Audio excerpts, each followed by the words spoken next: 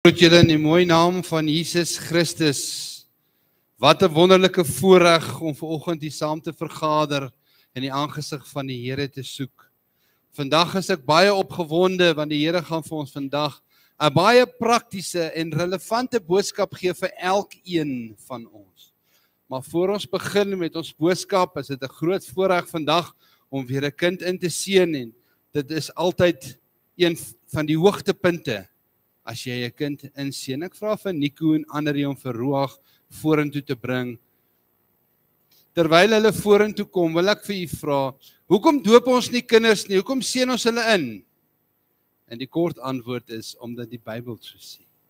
As jy meer inligting wil hê oor wat is die verskil tussen die doop en die inseën van 'n kind, daar's boekies daar agter, neem vir u, dit kos niks nie, dis verniet. Lees deur dit, bestudeer jou woord, luister na opinies, maar meet dit aan die woord, en mag die Gees vir jou openbaar. Wat 'n pragtige, mooi gesin is hierdie nie, en wat 'n voorbeeld is hulle nie vir baie van ons nie, en hulle is sulke dierbare mense, en die koen ander, en dankie dat julle ook gehoorsaam is in die Gees om vandag vir Ruach te kom inseën hierso. Ek wil vandag vir julle 'n vraag vra, en dit is nie aan julle onbekend wat die vraag is nie, en ek wil graag hê julle moet hoor en julle moet dit bedoel, want julle sê dit vir my en julle bely dit voor God en sy gemeente 'n paar goed, en dit gaan regtig daaroor om by God se voete te sit en om te doen wat hy van ons vra. So die vraag wat ek julle gaan vra is, Nico en Annelie, verklaar julle as ouers voor God en sy gemeente dat julle Ruach ontvang het met dankbaarheid teenoor God as 'n gawe en seën uit sy hand aan julle. Julle hoef net een keer te antwoord aan die einde van die vraag. Is julle bereid om alles in julle vermoë te doen om seker te maak dat julle vir hom 'n stabiele omgewing te skep waarin hy kan groot word? Onderneem julle dat julle voortdurend aan julle verhouding sal werk om seker te maak dat julle deur 'n goeie verhouding aan hom die nodige liefde, ondersteuning en veiligheid sal bied? Onderneem julle om deur julle voorbeeld van julle elkeen se eie persoonlike verhouding met God en aan julle geestelike leiding te gee met die hoop en vertroue dat hy self sal besluit en dat Vader na hom toe sal kom, want ou Vader kom eerste na 'n mens toe met sy reddende genade. Hy kom, en ons vertrou dat Jesus Christus ook vir Ruach sal besoek om sy saligmaker en verlosser en sy nagevolger te word. Onderneem julle om nie net alles in julle vermoë te doen om na sy fisiese behoefte om te sien nie, maar ook na sy geestelike behoefte en om instrumenteel te wees vir die geestelike groei en ontwikkeling van sy lewe. Onderneem julle om hom bidtend en met geduld liefdevol groot te maak, met die strewe dat hy God se gegewe potensiaal ook in sy lewe sal bereik. Onderneem julle dat dit julle voorneme is, dat julle daartoe verbind is om hom om ooreenkomstig die Bybelse voorskrifte in die Christelike lewenswandel groot te maak. Nico, wat jou antwoord? Annelie, wat is jou antwoord? Wonderlik. Ons gaan dan nou, ons gaan hom nie doop nie, ons gaan hom salf, ons gaan 'n gebed doen, en ons gaan vir die Here vra om hom te beskerm. Kan ek hom vat? Kom ons sluit die oë. Ons wonderlike hemelse Vader, ons kom vandag, Here, en ons lê vir Ruach voor u voete neer. Ons vra, Here, dat u hom sal behoed en hom sal bewaar, Here, teen enige fisiese aanvalle, Here, teen enige geestelike aanvalle, teen enige misleiding. Ons vra, Here, dat u reddende genade ook aan hom sal verskyn, Here, en dat die pad en die plan wat u vir hom het, Here, hy sy volle kan bereik, en dat u die mense sal weghou, Here, en die gedagtes sal weghou van die vyand, om te kom slag, steel en verwoes. Ons vra, Here, dat u hom sal toevul met die liefde, en dat u engele sal stuur, om hom op te pas, en so ook die hele gesin. Ons salf hom nou, in die naam van die Vader, en die Seun, en die Heilige Gees. Amen.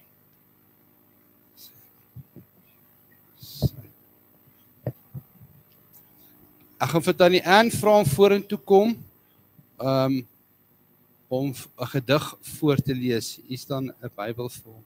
Julle kan so draai na die gemeente kyk terwyl Tannie Ann, ek wil net vir Tannie Ann 'n luidspreker kry. Of hallo? Dis vir my 'n baie groot voorreg om vanmôre hierdie seënbede wat Annelie geskryf het vir Ruach namens Nico en Annelie voor te lees. Jou naam beteken asem en Heilige Gees, Ruach. Wat 'n voorreg om jou ouers te wees. Jy is uit die Here se hand vir ons gestuur. Mag jy jou naam gestand doen en harte aansteek met heilige vuur. Ons spreek oor jou liefde en vrede, wysheid en seën in jou toekoms en hede. Ruach, voor die skepping is jou naam al geskryf in sy handpalms. In sy koninkryk is jy ingelyf. Mag jy altyd leef in sy autoriteit. Mag jy sy naam verkondig wyd en suid.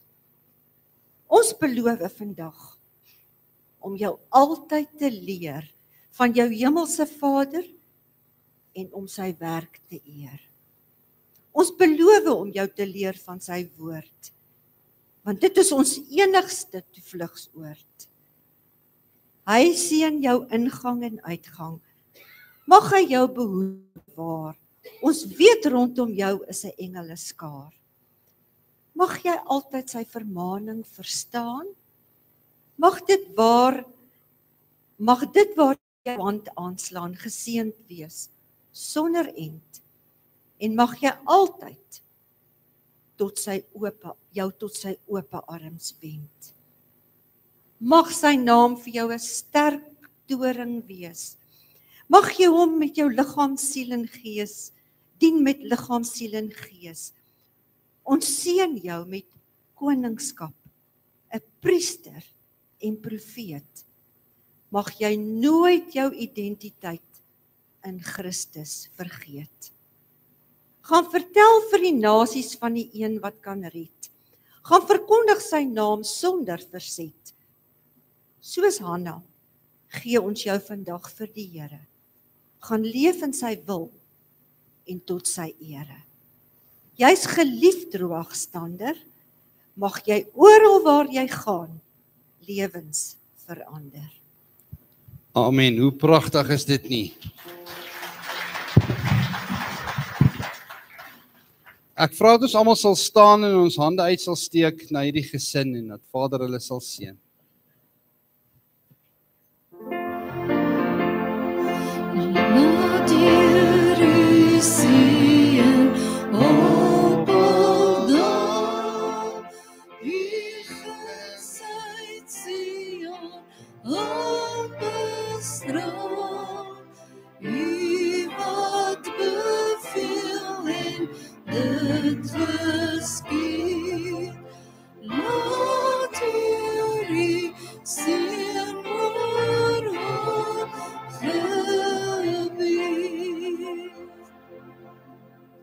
Baie dankie, kan die sitplek inneem, julle kan julle sitplek gaan inneem.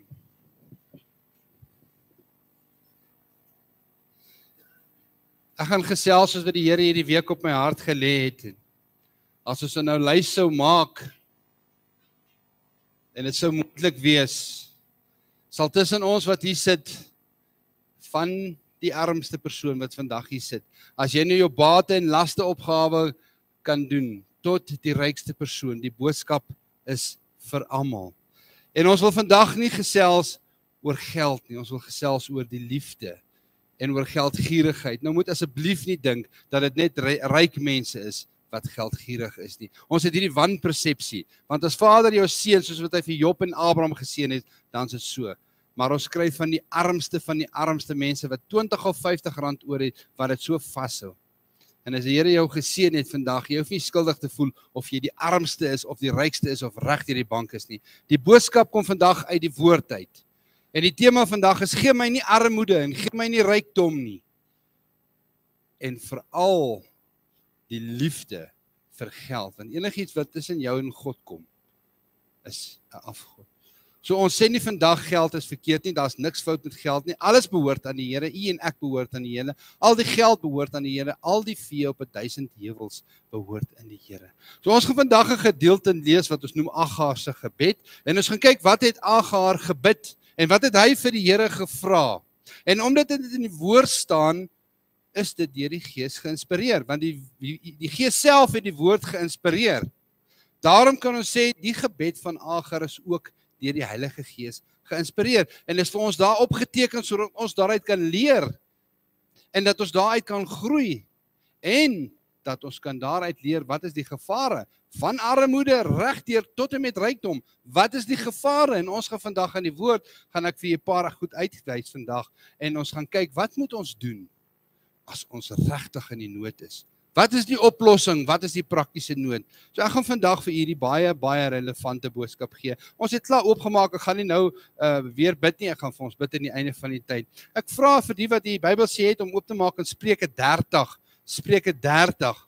Ons gaan die lees vanaf die 7de versie. Ek het 'n groot gedeelte beplan, maar kom ons lees net van die 7de versie af. Nou hierdie is 'n gedeelte wat Agar gespreek het en wat hy gebid het. Dit is 'n gebed wat hy tot God gebid het.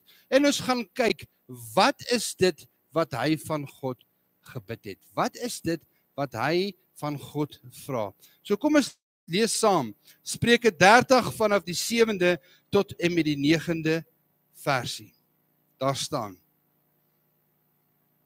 Twee dinge vra ek u met 'n hoofletter. Hy vra twee dinge van die Here in hierdie gebed van hom. Die volgende woord is onthou en ek gaan nou nie heeltyd onderbreek nie. Ek wil net sê hierdie onthou is 'n ou Afrikaanse woord wat sê moet asseblief nie dit weier wat ek u vra nie. As kan dit omdraai en sê hierdie onthou beteken moenie van my vergeet nie, moenie van hierdie wat ek u vra, moenie weier nie. Asseblief Here, oorweeg dit. Twee dinge vra ek van u. Onthou dit nie aan my voordat ek sterf nie. Hy vra die Here twee dinge. Hou valsheid en leentaal ver van my af. Gee my nie armoede of rykdom nie. Laat my geniet die brood wat vir my bestem is.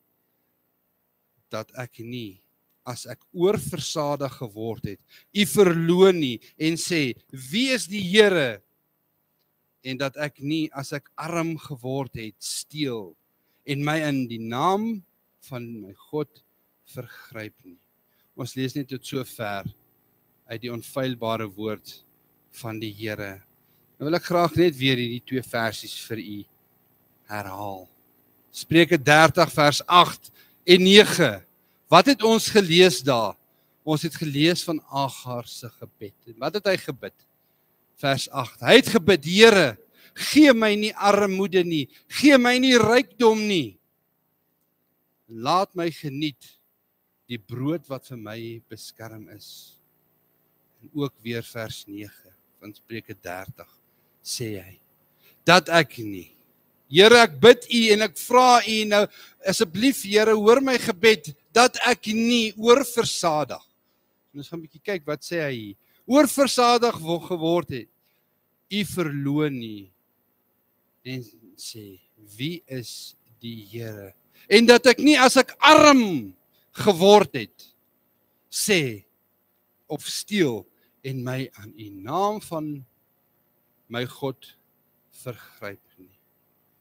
Nou, soos in hierdie skrifgedeelte agtergekom het, is dit 'n baie ernstige gebed van Agar wat hy gebid het hier. Gee my nie armoede en gee my nie rykdom nie. En dis wat ons vandag gesels.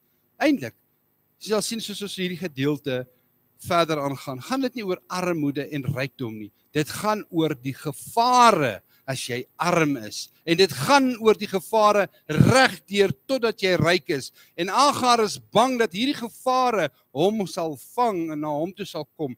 Kyk maar vir jouself. Waarmee vang die duiwel die meeste mense vandag? Of ek sal sê alles. Hy vang ons almal met dieselfde slagyster oor en oor en oor. Twee goed, geld en seks.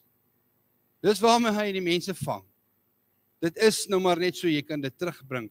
En hy gebruik dieselfde taktiek oor en oor. En Agar het hierdie geweet en hy het gebid. Nou wil ek vir u sê, in die ekonomiese klimaat en die ekonomiese insinking tans wat ons in die afgelope tyd beleef, nie net in Suid-Afrika nie, ons praat nie nou net van Suid-Afrika nie, ons praat van die wêreld, is daar baie beslis twee dinge wat baie duidelik tevore kom. As jy nou nie vas in die slaap is nie, en jy so bietjie wakker en jy let so bietjie op, en jy meet dit aan die woord, sal jy sien, daar's twee dinge wat nou baie tervoorskyn kom. Dit was nog altyd daar, maar dit is nou net bietjie meer. Die een is rykdom, en die een is armoede. Die meeste oorloë, die meeste probleme, die meeste iets is geld en seks. Kom reguit van die duiwel af. En Agar het hier iets raak gesien. En mag die Here vir ons gee, dat sy Gees ook vandag vir ons wys om ook hierdie raak te sien. Aan die een kant kry mens die behoeftige mense. Die minder gegoede mense. Ek kan amper sê die swaar beproefde mense in die dag van ons tyd. Nie hier nie, wêreldwyd, regdeur. En hierdie groep mense word al hoe meer en meer. En dit stuur af op armoede. En as jy dalk te oud of sieklik is om dit te beleef, gaan jou eie liggaam in elk geval arm word in geestelike of aan fisiese of aan gesondheid. Jy is besig om agteruit te beweeg as dit nie in fisiese geld is nie. Is jy definitief besig om in jou vlees, want jou vlees word oud, agteruit te beweeg. So mense gaan al hoe swaarder en swaarder beginne kry, as gevolg van die ekonomiese druk in die wêreld. En onthou, hierdie kom van baie ver af, dit kom van Agar se gebed af, en ons bespreek vandag Agar se gebed. En nie een van ons moet dink, dat as jy nou 'n paar randjies in die bank het, en jy het 'n vaste belegging, dink jy's veilig, en jy het nie meer God nodig nie. Oornag kan daai rekening gevries word. Jy is nog een oomblik, is jy nog, dink jy's nog reg, môreoggend as jy opstaan, is of jy geld uit jou rekening uit gesteel, want daar word al hoe meer en meer bedrog ook in die bankrekeninge geplaas, en jy gaan sonder geld sit, of die rekening word gevries, of die banke doen iets, ons weet nie. Waarop vertrou ek en jy? Waarop vertrou ons? En daarom loop ons almal gevaar. Elkeen van ons wat hier sit, loop 'n gevaar om enige tyd, enige ding of baie dinge te verloor, voor jy kan sê mes, het jy jou inkomste verloor. Voor jy kan sien, het jy nie meer inkomste nie, en jy kan nie meer die motor waarmee jy ry betaal nie. En jou motor word teruggevat. En moenie dink dit gebeur net met iemand anderster nie. Dit gebeur met baie van ons wat hier sit. Middel, baie kliënte maak toe, en jy's 'n gewone werknemer, en daar verloor jy jou inkomste. En as dinge erger gaan, dan kan jy jou huis verloor. Dan volg die reg sy gang, en jy verloor jou huis. Dit kan met elkeen van u en met my oornag gebeur. En dan bly oor net die lewensnoodsaaklike items. Klere aan jou lyf en kos om te eet. Dis tog die basiese dinge wat ons nodig het. En dan is daar ook in baie mense se huise gevaar dat hulle ook selfs dit, ek praat van klere en kos, die basiese benodighede kan verloor. En dit kan vinnig gebeur. In my eie lewe was ek omtrent al deur 5 seksie 189, jy weet wat in die beroepe is, sal weet, ek was nou gelukkig aan die persoon wat dit moes doen met die werknemers, ten minste 5 keer, wat jy hierdie proses moet, so jy ken die wet van basis seksie 189 uit jou kop uit, jy weet presies wat die prosedures is om te volg, ten minste 5 keer in my lewe, wat ons dit moes al toepas in 'n maatskappy, toe ek nog in die korporatiewe wêreld was. Die mense het nog op een oomblik gedink, hulle het werk, en die volgende oomblik is daar net 'n vergadering, en daar word almal in kennis gestel, hoor jy, ons moet herstruktureer. So vinnig soos mes omdraai. Hand omkeer, gebeur dit. En moenie dink, dit kan nie met jou gebeur nie. En dit is ook die rede hoekom dit belangrik is om ingeskakel te bly by 'n gemeente. Die dag is so iets met 'n gemeentelid gebeur, is ons daar vir mekaar. Dan kan ons vir mekaar ten minste dan die nodige lewensmiddele gee in die sin van klere en kos. Niemand in Grace hoef vanaand honger te gaan slaap nie. Ek praat nie van wat se karre en goed, ek praat van die basiese goed. Daar is niemand vanaand in hierdie gemeente wat honger hoef te gaan slaap nie.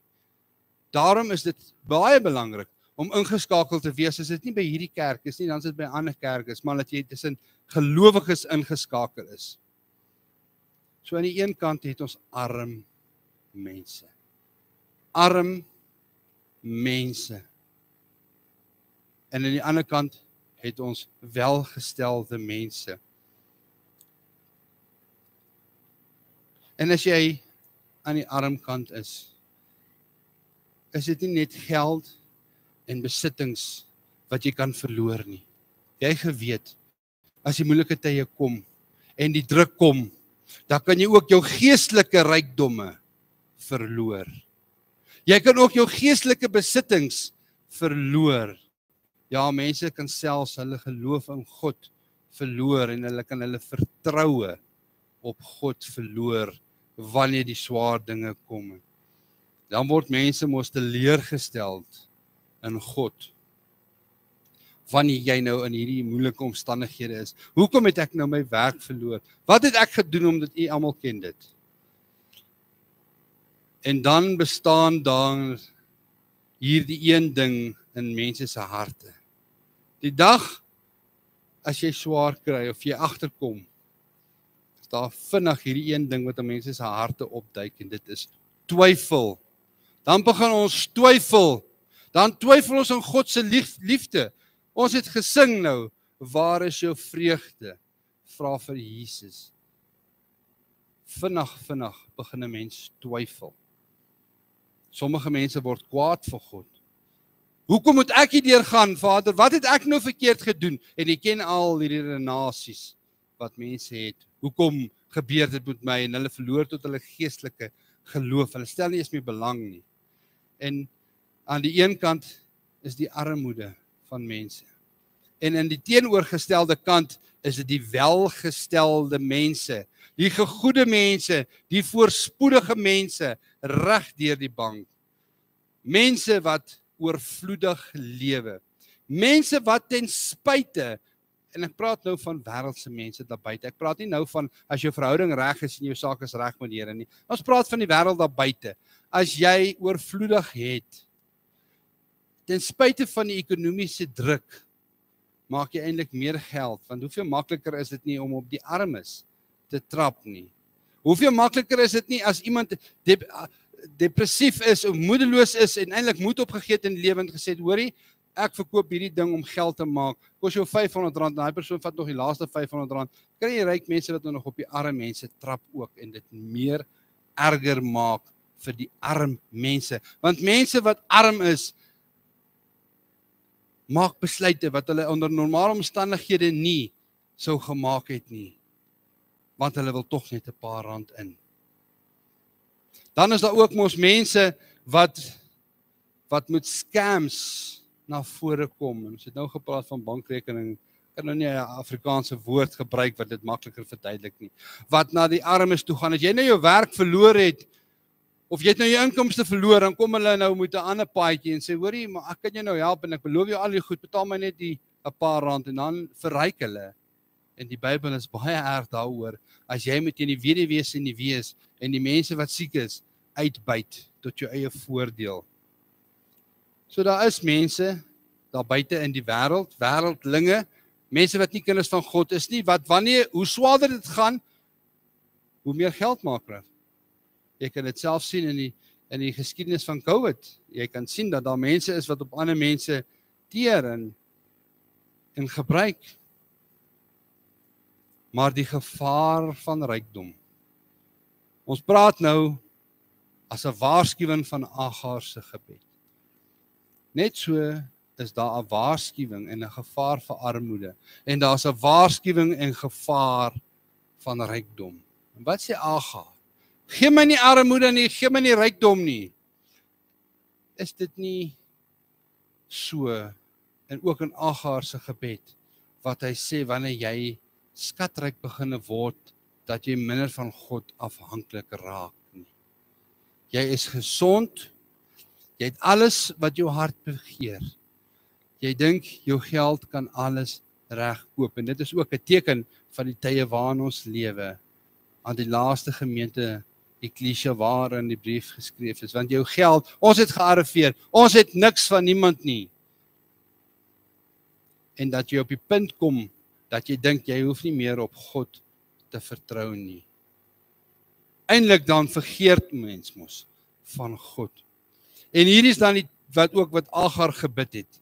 Gee my nie armoede nie, en gee my nie rykdom nie. En meer spesifiek, Here, bewaar my van die gevare van armoede, en bewaar my van die gevare van rykdom. Dis eintlik wat Agar hier sê. En die eerste gedeelte van Agar se gebed. Ons het gesê, die Bybel is deur God geïnspireer, so ons kan daaruit leer. So daarom kan ons ook bid wat Agar gebid het.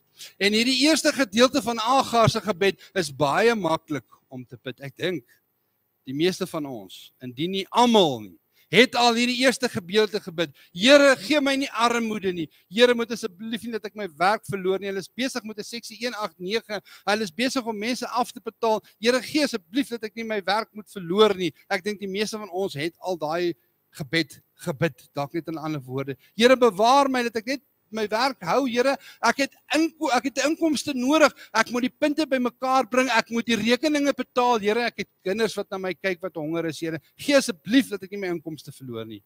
Ek dink die meeste van ons het al daai gebed gebid. Die eerste gedeelte van Agar se gebed. Here, gee my nie armoede nie. Here, gee dat ek nie hierdie kontrak verloor nie. Here, ons is op die punt om hierdie kontrak te verloor. Die oppositie het ingekom met 'n beter tarief. Hulle doen beter as ons. Gee asseblief, Here, laat ons nie my inkomste verloor nie. Ek dink die meeste van ons kan ons vereenselwig met hierdie eerste gedeelte van hierdie gebed. Here, gee my nie armoede nie. Maar die tweede gedeelte van Agar se gebed, is dit asof ons so bietjie vergeet van dit. Agar het ook gebid, Here, gee my nie rykdom nie. Dis asof ons mense deur al die eeue heen, en ook vandag, bietjie vergeet om hierdie tweede gedeelte saam met Agar te bid. Here, gee my nie rykdom nie. En weer eens wil ek sê, niks fout met rykdom nie. Here, bewaar my van die gevare van rykdom, as jou wortels nie reg is nie. En dis asof ons heeltemal hierdie gedeelte wil een kant toe skuif. Ons bid mos eerder, Here, gee my rykdom. In plaas soos om Agar te bid, Here, gee my nie rykdom nie. As die Here jou rykdom gee, dan is dit goed. Maar ons kyk nou na Agar se gebed waaruit ons leer. Want daar is gevare aan dit, as ons na Agar se gebed kyk. En daar is gevare aan armoede, en daar is gevare aan rykdom. Daar is gevare aan albei kante van dit, en reg deur die bank is daar gevare vir jou en vir my wat hier sit. Vers 9 wat ons gelees het van Spreuke 30 sê. Hoor gou wat sê hy. Wat is die gevare van rykdom? Dat ek nie, as ek oorversadig geword het, dat ek meer gekry het as wat ek kan hanteer. Dis wat hy sê. U verloon nie. En sê, wie is die Here? En dat ek nie, as ek arm geword het, steel en aan die naam van my God vergryp nie. Sien, daar is gevare aan reg deur die bank van rykdom tot armdom in die gebed van Agar. Ons gaan vandag net kyk na die gevare van armoede. En ek wil vandag met jou gesels. Onthou die gebed van Agar wat sê, bewaar my van die gevare van armoede. Bewaar my van die gevare van rykdom. En ons gaan vandag gesels oor die eerste een. Bewaar my van die gevare van armoede. Wat het Agar bedoel hierso? Wat het hy nou eintlik gesê? Nou moet ek dadelik vir u sê. En ek wil dit duidelik in mooi Afrikaans uitspel. Om arm te wees is nie verkeerd nie. Om arm te wees is nie sonde nie. Om arm te wees is nie 'n skande nie. Dit is natuurlik so dat die mense van die tyd van ons, wanneer jy minder gegoed is, dat jy skaam is oor die omstandighede. Dis nie nodig om skaam te wees nie. Dis iets waaroor jy nie hoef skaam te wees as jy minder gegoed is nie. Dieselfde geld vir rykdom. Wanneer die Here vir jou rykdom gee, hoef jy nie skaam te wees nie, maar dit kom van die Here af. Gaan oor 'n verhouding met 'n lewende God en hoe ons dit elke dag toepas. Nou ek wil vir u sê, vroeër jare, in die depressiejare, nou ek weet nie wie van u se ouers of grootouers het hierdie herleef of deurleef nie.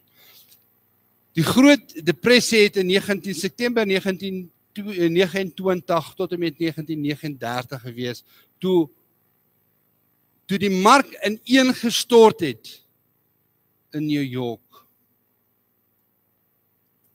Die verbruikersindeks het ek September 1929 ineengestort.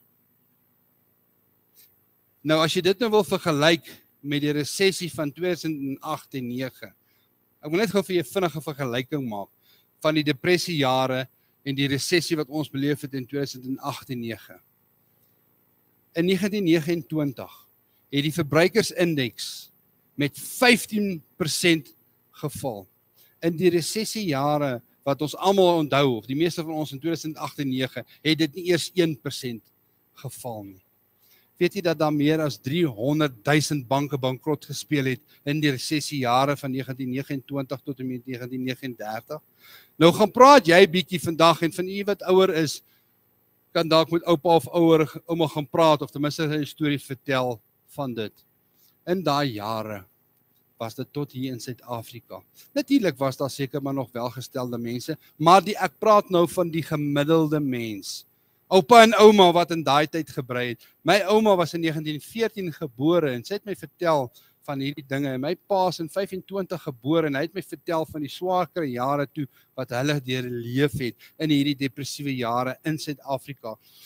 Behalwe nou vir die uiterstes, was die meeste mense brandarm gewees. Die mense het nog een oomblik gedink hulle het geld in die bank, daar is die bank bankrot. Mense het gegaan en al hulle geld uit die bank uitgetrek en dit onder die matras gaan bære. En die ou mense het gesê, en ek weet nie hoeveel het van u onthou dit nie, hulle het gesê, maak alles klaar en gebruik alles op. Dit kom is mense wat weet van swaar kry. Dit beteken, as daar nog so 'n bietjie melk in die glas is, gebruik eers alles op, voor jy die volgende een oopmaak. Gebruik alles op en maak alles klaar. Dis mense wat hierdie deurleef het. As jy met ou mense van daai geslag sou praat, of kon nog praat, sal jy sien, hulle het met 'n skroefie gaan optel buite, wat hulle kry buite, en tel hulle hom op en gooi hulle 'n blikkie, want môre het ek hy skroefie nodig om iets te bou om te oorleef. Dit was die gesindheid, mense as gevolg van die omstandighede. Mense het baie swaar gekry, en dit was nie 'n skande nie. Dit was nie vir hulle 'n skande nie.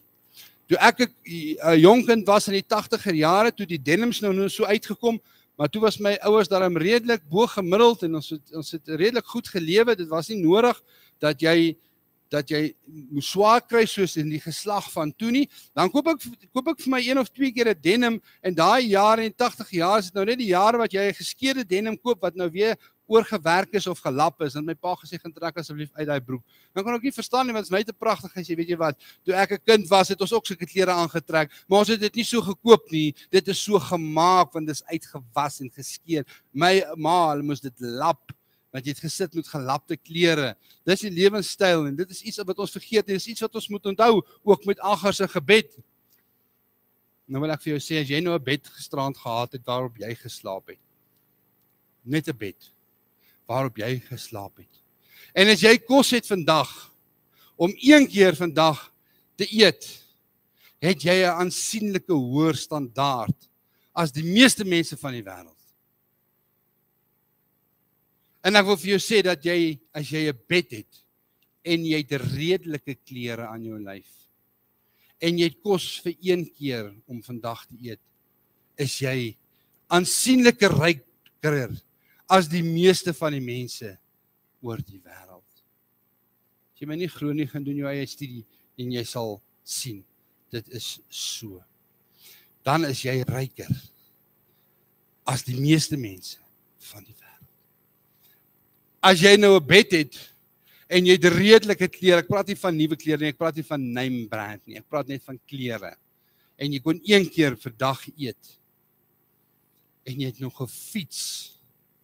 Jy het net 'n fiets. As jy ryker is meer as 50% van die wêreld se bevolking. Ek wil dit weer sê, as jy gisteraand op 'n bed geslaap het, en jy het vandag 1 keer kos om te eet, 1 keer, en jou klere is daarom so, dat jy dit kan aantrek, en jy het 'n fiets. Ek praat nie nou van 'n Meridian of ek praat van 'n eenvoudige fiets.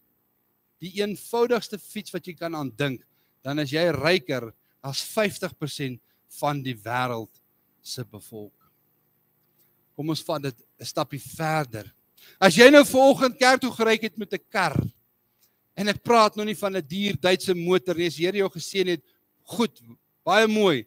As jy nou met 'n 1980 model of 90 model ou karretjie hier aangekom het, en die karretjie loop darm nog, en hy's in staat om darm van punt A tot B te ry vir 10 kilos, dan is jy in die 10% rykstes van die wêreld. Ek dink baie keer vergeet ons bietjie hoe swaar die mense daar kry. Ek dink baie keer vergeet ons bietjie van hoe erg dit eintlik in ander lande is, waar daar regtig swak ekonomiese omstandighede is.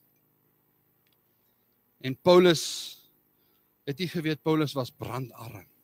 Hy was 'n brandarm kerkmeis.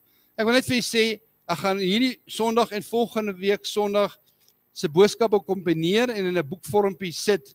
Jy kan dit versprei land en stand soos wat die Here op jou hart lê. Ek gaan probeer om alles hierdie week te verwoord of volgende week te verwoord. So as jy nou aantekeninge maak, ek soos volg dat al die stawende verse daarby by is, sodat ons kan sê, so spreek die Here. Het u geweet dat Paulus 'n brandarm persoon was? Veral nadat hy sy werk gelos het en begin gemeente stig het en die woord verkondig het. Soveel so dat die 'n gemeente vir hom klere en kos moes stuur. En toe die gemeente vir hom klere en kos moet gestuur het en hy het ontvang, toe sê hy, ek het oor as genoeg. Want ek het klere en ek het kos. Ek sal die skrifgedeeltes vir u gee in die boekie wat ons sal druk. So skryf Paulus ook in 2 Korintiërs 6 vers 10, en ek gaan net vir u vinnig sê wat daar staan. Ons gaan dit nie in die versie nou lees nie. Daar staan, Paulus sê, hy praat nou met die armes, ons praat nou met die armes, as bedroefdes, maar altyd opgeruimd. Hoor wat sê Paulus, as bedroefdes, maar altyd opgeruimd, as armes, maar wat baie ryk, wat ander mense baie ryk maak. Natuurlik verwysend met geestelike rykdom. Aan mense wat niks het nie, maar tog wat alles besit. Dis Paulus se woorde en daarom wil ek vir jou sê, dit is nie 'n skande om arm te wees nie. Baie mense soos Paulus dien die Here opreg in armoede. Jy ken sulke mense en ek ken sulke mense. Hulle is opreg arm, maar hulle is opregte kinders van die Here. Wat nou die versie wat ons gelees het, eer 'n stukkie droë brood met vreugde, as 'n huis met oorvloed en geskuld daarby. En het jy geweet, nou gaan ek vir u iets vertel wat my lewe drasties verander het en my geestelike oë groot gemaak. Het jy geweet dat daar 'n koneksie is wat mens nie mooi in woorde kan opsit tussen armoede en tussen vreugde nie. Die Engelse sê daar's 'n koneksie tussen joy en sorrow. Ek gaan nou vir jou 'n voorbeeld wys, 'n praktiese voorbeeld. Ons bedien op 'n plek, Zanelle en Bekkie, dis die ou Tini Foster te huis. En ek wil eers sê ons het toestemming om hierdie foto te wys. Ons het toestemming by die persoon gekry om hierdie foto te wys, so ons voldoen aan al die wetgewing. Ons elke Woensdag is om Pieter hulle daar, af en toe ek saam met hulle daar, maar dit is nie te sprake nou nie, te sprake is, ek wil nou vir jou 'n persoon se gesig wys, en ek wil net so 'n paar opmerkings maak. Hoeveel van ons glimlag nog so? Ek gaan jy nou 'n bietjie meer vertel van hierdie glimlag. Die meeste van ons wat hier sit, verstaan tog as iemand werklik glimlag, of 'n voorgee glimlag. Nou kyk net daai glimlag van daai swart dame, sy het niks. Sy kry nou haar pensioen vir ongeskiktheid, dan vat dit te huis die meeste van die geld en dan kry hulle miskien 25 of 27 rand uit, wat hulle nou vir hulle sweetie kan koop. Kyk na daai glimlag. Wanneer laas het jy so opregte glimlag gesien? Nou wat is die kenmerk van 'n ware glimlag? En nou wil ek vir u sê, die meeste van u weet dit, sonder dat jy dit weet wat 'n ware glimlag is of nie. Maar as jy so 'n bietjie studie gaan maak oor lifestyle en oor glimlagte, gee my 'n paar minute, want jy kan dit gebruik tot eer en verheerliking. Hierdie word ook geleer aan mense wat bemarking doen om natuurlik voor te gee op lifestyle, want lifestyle praat 80% as wat jou woorde praat. Kyk na hierdie glimlag. Wat is die belangrikste aspek van 'n ware glimlag? En hierdie kan jy onthou.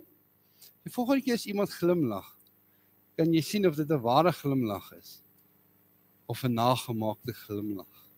So al in die werksplek is dit nie baie moeilik as jy net so 'n bietjie oplet. Baie van ons het die gees van onderskeiding wat jy sit, wat jy dit in elk geval weet. Baie van ons weet dit in elk geval sonder dat ons hierdie goed weet. Maar wat is die belangrikste kenmerk? Is die spiere rondom die oë. 'n Mens sal dink dit alles te doen met jou mond. Nee, want dan kan jy 'n vals glimlag ook wees. Wanneer 'n mens opreg glimlag, vorm daar aan die kante van die oë plooitjies. Ons wil amper sê soos 'n voeltjie voet. Dit lyk soos 'n voeltjie voet, hierso aan die kante van die oë. As iemand 'n opregte glimlag het, kyk na die kante van die oë. Kyk, jy kan daai beeld oplos, Sakkie, los hy beeld op. Kyk na die kante van die oë en jy sien wat is 'n opware regtelike glimlag. Daar word plooitjies gevorm in die kante van die oë, want jy sien met 'n regte glimlag trek die wange op en die spiere optrek sodat daar plooitjies, niks net met die glimlag hier nie. Verder, wat is nog die kenmerk van 'n ware glimlag? Want ons mag ons blydskap hê in Christus. Is die simmetriese, met ander woorde, die gesig lyk dieselfde aan die een kant en die ander kant. Ek praat nie nou van mense wat beroerte gekry het, of senuweeprobleme in die gesig het, of wat spierprobleme het nie. Ek praat onder normale omstandighede.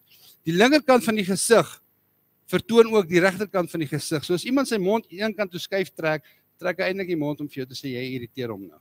Dis nie 'n ware glimlag nie. Of wanneer jy jou vinger met die hamer raak slaan, trek jy ook jou mond, en dis baie beslis nie 'n ware glimlag nie. So wanneer jy 'n werklike glimlag, kan jy sien, behalwe nou na die oë, wat die eerste en die belangrikste is dit asymmetries, met ander woorde simmetries, dis nie asymmetries nie, albei kante lyk dieselfde. 'n Ware glimlag verskyn en verdwyn ook vloeiend, natuurlik. 'n Valse glimlag is vinnig en rukkerig, soos as jy jou vinger raak slaan. Dit is nie vloeiend nie, dit is vinnig en dit verdwyn, dit is nie vloeiend nie. En die res van die gesig met 'n ware glimlag is ontspannend. Nou ek praat nie van as jy nou natuurlike plooie het, ek praat as jy nou normaalweg nie 'n plooie het nie, en jy glimlag, dan is die voorkop baie ontspanne. Met ander woorde, jy kan eintlik nie frons en glimlag nie. As jy frons en glimlag, is dit nie 'n ware glimlag nie. Al hierdie kenmerke het ons in hierdie foto van hierdie dame gesien. Sit nog hierdie foto op, dat ons nog daarna kyk. 'n Glimlag gaan ook gepaard met 'n ware en 'n warm oogkontak na jou toe. Net om in die oë van 'n persoon te kyk, kan jy sien of dit 'n ware glimlag of 'n nagemaakte glimlag is. Die persoon kyk jou in die oë. Nou, hierdie persoon weet nie veel nie. Hierdie persoon weet dalk nie eers jy let daarna op nie, maar ons as kinders van die Here wys vir ons hierdie goed uit. Ons het in elk geval, die meeste van ons het 'n gees van onderskeiding. En die oë het 'n vriendelike uitdrukking. En dan ook, die laaste eienskap van 'n ware glimlag is, dit het gewoonlik 'n soort van 'n kopbeweging of 'n knik daarby. En 'n vals glimlag is baie moeilik om na te maak. Is nie maklik nie. As jy net kyk na mense wat glimlag, kom ek sê vir jy, is meer as 90% nie ware glimlag. En gewoonlik as die tande gesien kan word, is dit ook 'n teken dat dit 'n opregte vriendelikheid is. Kyk daai dame. Kyk daai dame, dis 'n foto wat ons geneem het. Sy doen in al hierdie vereistes wat ons nou gesê het vir 'n ware glimlag. En sonder om na al hierdie psigologiese goed te kyk en spiere en na al hierdie studie te maak, vir ons wat hier sit, wanneer laas het jy 'n opregte glimlag gesien? 'n Arme mens. Wat ek sê is, 'n arme mens kan ook vriendelik en gelukkig wees. Jy hoef nie ryk te wees om so te lyk nie. Dankie Sakkie. So ek is terug by Agar se gebed en Agar sê, gee my nie armoede nie, gee my nie rykdom nie. Daar is sekere gevare. Wat is die gevare wat Agar vir ons uitgewys het? Ons praat vandag nog net nog oor armoede. Wat is die gevare? Sodat as ek arm geword het, nie steel nie. Vers 9 wat ons gelees het. Dis 'n gevaar en Agar vra vir die Here om nie armoede te gee nie. So die eerste gevaar wat daar is, as armoede is dat ek sal steel. En wanneer 'n mens arm is en swaar kry finansiëel, is die versoeking baie, baie groot dat ek sal steel. Dit het Agar al gesê, en dis ook sy gebed. Ek moenie dink dat dit nie met jou en met my sal gebeur nie. Gestel jy verloor jou werk en jou kinders het nie kos om te eet nie, dan raak dit 'n perd van 'n ander kleur as jou kinders honger is. Dan is dit nie meer so maklik soos net 'n lekker Sondag preek nie. Dan raak dit anderster. En as jou kinders na jou kyk met honger oë, Agar ken hierdie, en hy sê, Here, gee my nie armoede nie. En om te steel is die gevaar van armoede. Daar is baie wit boortjie misdade wat gepleeg was. Met ander woorde, misdade sonder geweld in ons land as gevolg van armoede. Ek wil amper sê, hierdie is een van die grootste probleme in Suid-Afrika. Behalwe dat daar 'n geestelike honger is armoede. Diefstal spel die armoede in ons land uit. En die Here sê, jy mag nie steel nie. Jy mag nie steel nie. Agar weet hierdie goed. Hy sê, bewaar my, gee my nie armoede nie. Bewaar my van die gevare van armoede. En jy geweet, die hoogste vorm van diefstal wat 'n mens kan kry, is diefstal teenoor God self. Dit staan in die Bybel, Maleagi 3 vers 8. Maleagi 3 vers 8, daar staan, mense beroof God. Mag 'n mens God beroof? Want, dan vra die mense, want julle beroof hy, met die hoofletter. En jy sê, waarom beroof ons u? En die tiendes en die offergawes, met ander woorde, dit wat die Here op jou hart geplaas het, beroof jy die Here en jy het al verskonings daaroor. En dis wat die mense steel van die Here in die eerste plek. In die tweede plek, die mense steel nie net van die Here nie, hulle steel van mekaar. Mense steel van mekaar. Mense steel van die staat. misduik en steel van die staat. Mense steel van hulle werkgewers. Ek kan jou stories vertel van mense wat tot bekering kom en bakkie vrag goed uit het hulle motorhuis uit teruggery het myn toe, wat van die mynbestuurder van die mynbaas gesê het, hoorie, ek het maak my saak met die Here reg, ek het hierdie goed gesteel, ek kom bring dit terug. En dan is daar ook mense wat van hulle werknemers steel. Daar's mense wat steel regdeur. Daar's mense wat van die publiek steel. Daar's mense wat van diensverskaffers steel. En een of ander tyd, as mens nie luister na hierdie raad nie, bots jy jou met die gereg en jy word uitgevang. Want saam met hierdie moet steel, as daar skande en vernedering vir 'n mens. Een of ander tyd gaan dit 'n mens inhaal. Agar het dit reeds geweet in sy gebed. En ek gaan vir julle sê, elkeen van ons wat hier sit, het een of ander stadium al gestruikel in dit. Maar dit is die verlede en ons kan dit, die belangrikste is dat ons dit na die Here toe bring en vir die Here vra om ons te vergewe. Of dit nou belastingontduiking is, of dit nou net wat ook al is, Jesus genade is baie groot. Die belangrikste is, hoe beweeg ons nou vorentoe? En dit is ook wat ons leer vandag uit hierdie gebed uit. Agar se gebed was dan ook om te bid dat ek nie sal steel nie. En die tweede gevaar wat van Agar se gebed is, ook in vers 9 van Spreuke 30, wat is die tweede gevaar? En dat ek nie, as ek arm geword het, steel. Eerste gevaar. Tweede gevaar. Aan my die naam van my God vergryp nie. Mense wat arm geword het, is maklik om in opstand te kom teenoor God, om God te blameer vir hulle posisie waarin hulle is, of om ander mense te blameer. Armoede kan maak dat ek die waars en die hoekoms vraagte in my lewe het. Die groot vraag na God toe vat en sê, waarom? En waarom? Hoekom doen nie dit? Die hoekoms en die waaroms, dis wat daai beteken, die naam van God vergryp. Waarom het ek my inkomste verloor? Here, waarom het U nie gekeer dat ek hierdie kontrak verloor nie? Nou sit ek hier sak en as. Gaan kyk bietjie na Job. Kyk bietjie wat het na Job gebeur. En Job het niks verkeerd gedoen nie. En dan sê ons, ek is mos 'n kind van U. Waarom het hierdie swaar kry nou oor my lewe gekom? Wat het nou gebeur? Ek het nou hierdie finansiële druk. Laas jaar was ek bo in die wolke en nou is ek in hierdie sloot. Het U geweet dat die woord sê, as jy honger het, kan jy in toorn uitbreek. Jesaja 8 vers 21 sê, as jy honger het, kan jy in toorn uitbreek en God vloek. Dis wat die woord sê. Daar is mense wat vir God blameer. Daar's mense wat ander mense blameer vir hulle armoede. Nou wil ek vir julle ek wil nou afsluit en ek wil net vir jou 'n paar wenke gee.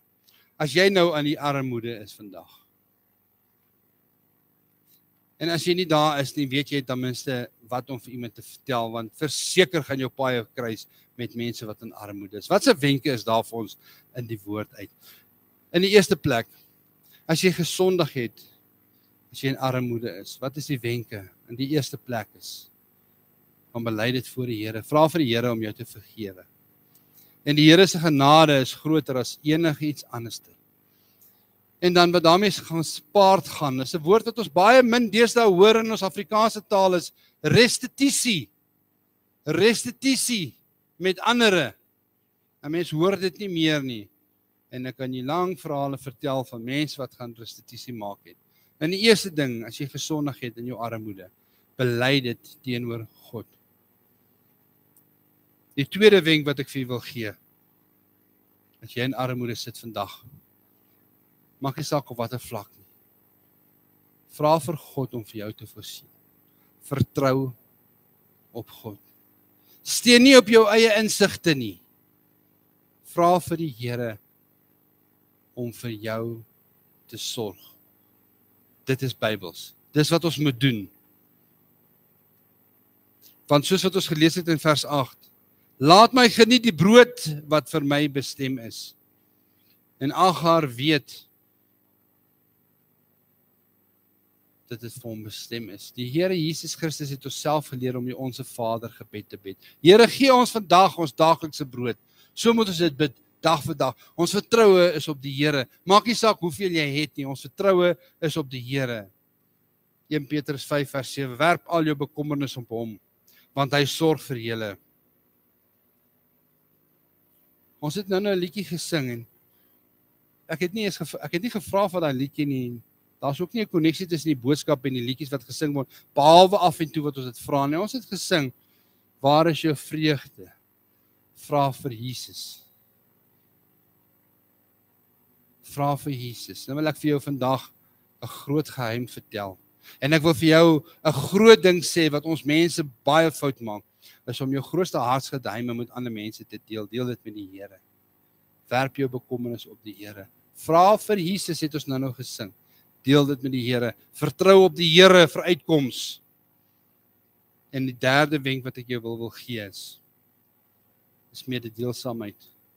As jy arm is, derde wenk volgens Bybel, is om mededeelsaam te wees. En mense dink mos as jy arm is en jy niks het nie, moet jy nie met ander mense deel nie. Dis die grootste fout wat jy kan maak.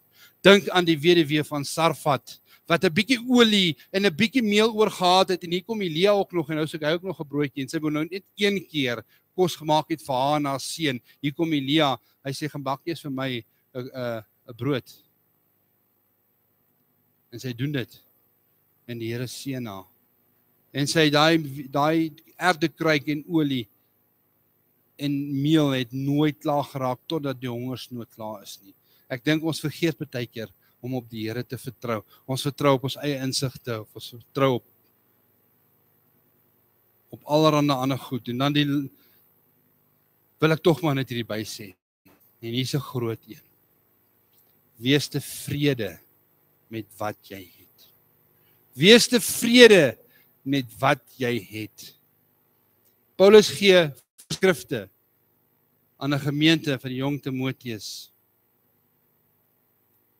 En hy sê, ek wil net die 3 verse lees. 1 Timoteus 6 vers 8. Maar as ons voedsel en klere het, moet ons daarmee vergenoeg wees. Paulus sê, as ons voedsel en ons het klere, moet ons daarmee vergenoeg wees. Nie om jou vuis te baal en te gaan staak en allerhande goed te doen en almal te vloek en alles nie. Hier staan geskryf, as ons voedsel en klere het, moet ons daarmee vergenoeg wees. En as jy nog miljoene meer het, hoeveel te meer dankbaar kan jy wees dat die Here vir jou gegee het. 1 Timoteus 6 vers 9.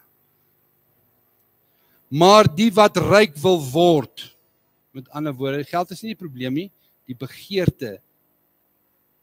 The love of money is the root of all evil. Money is not the root of all evil. The love of money. Vers 9 sê, maar die wat ryk wil word, val in versoekinge en strikke en baie dwaase en skandelike begeertes, wat mense laat wegsink en verderf en ondergaan. Besop vir die strikke en die versoekings, as jy en arm is en jy wil ryk word, en al wat jy aan kan dink is hoe jy net kan geld maak. Al wat jy moet dink is hoe die Here vir jou sal sorg, en in gehoorsaamheid is ek beloof hy in sy woord, jy hoef nie te bevrees oor wat jy sal eet of wat jy sal drink, want hy weet dat ons hierdie goed nodig het, en alles wat daarmee saamgaan. Maar as daar net een ding op jou brein is, en dit is geld maak, veral as jy arm is, as jy niks het nie, en is al waaroor jy dag en nag dink, is dit 'n gevaar, want daar is hoeveel getuienis, wat die gogge van geldgierigheid arme mense gebyt het, en hulle doen snaakse goed, om net 'n paar rand in te kry, in plaas daarvan, om na die Here toe te gaan, en dis ook die groot probleme met die gebruik van dwelms in vandag se tye. Nou sal jy tot dwelms verkoop, jy sal doen want jy wil net geld, dis al waarop jy fokus, is net om 'n paar rand, jy gee nie om wat jy doen nie, jy sal van jou ma, jy sal van jou pa, jy sal van jou oupa steel, solank jy net geld kry, en dit is verkeerd. Paulus waarsku ons, 1 Timoteus 6 vers 10, want die geldgierigheid is 'n wortel van alle ewels, En omdat sommige dit begeer het, hulle afgedwaal van die geloof en hulle self met baie smarte deurboor. Geldgierigheid maak dat 'n mens van die paaie van die Here afdwaal. Ja, ons almal weet van mense en toe dit swaar gewees het, was hulle by die Here se voete, maar toe het begin ryk word. 'n Dominee het eendag vir my gesê, toe ons vra as die mense nog in die gemeente, toe sê nee, hulle het nou ryk geword. Hulle het nou nie meer die Here nodig. En dit is die boodskap wat ons vandag vir u wil gee. Pas op, vermaan Paulus, rykes en armes. Ek het nie al die antwoorde op al hierdie goed nie, maar wat ek vir u kan sê is, kom ons vertrou op die Here. Amen. Kom ons bid. Vader, ons kom vandag, Here, en ons vra, Here, soos Agar bid, Here, gee ons nie rykdom nie, Here, en gee ons nie armoede nie. In die wonderlike naam van Jesus. Amen.